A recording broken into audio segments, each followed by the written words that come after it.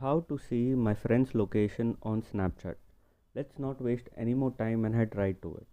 So first you open the Snapchat app. Once you open the app, for example, click on the chats. I want to check this guy's location. I click on his profile. I scroll down and here you will see his location is activated. You click on that and here he is exactly.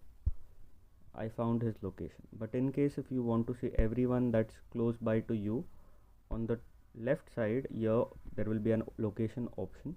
You click on that, you can zoom out, you can see all the people who are close by to you. Like for example, I click this profile, this guy's profile is very close to me. I can even scroll out and see all the people who are from in a different country or anything like that. If this video helped and you can find your friend's location through this, if this video helped, make sure to leave a like and don't forget to subscribe. Thanks for watching.